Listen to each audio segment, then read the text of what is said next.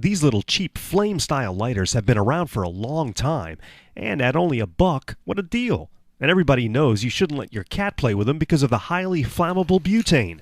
I think butane is outdated. Let's make the world's first cheapy lighter laser burner. These things are pretty easy to take apart with a small screwdriver, so I popped out the flint wheel, which released a spring and the flint. Now the flint can be used for a pretty cool emergency fire starter, so hang on to that. After popping off the flame shield, it's time to release that nasty butane, and there's a small valve at the very bottom of these lighters, so I stuck a small pin in there and then tapped it, which released all the butane. Then the last part to remove was the little button that releases the butane.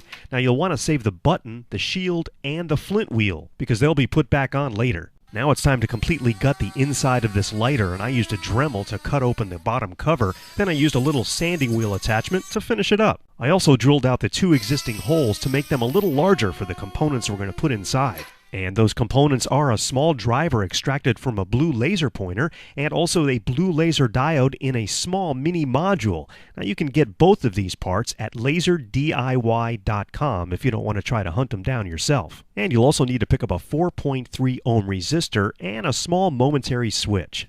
Now everything needs to be wired up according to this wiring diagram: the driver, the laser diode, the resistor, and the switch. Now there's only one thing missing, and that's a power source. So I'm going to go back to my 12-volt battery hack and pop that 12-volt battery open to get myself a couple of button cells. And those will be attached to my positive and negative leads using a couple of small magnets. Now it's time to assemble everything inside of our lighter shell: the little switch, our laser diode, our driver, and finally our power source.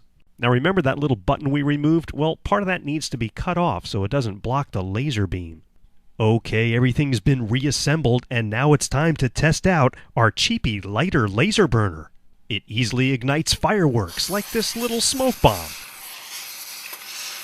And of course, it'll light a cigarette. As with any laser, never point it at yourself or any living thing. And that's how to make the world's first cheapy lighter laser burner.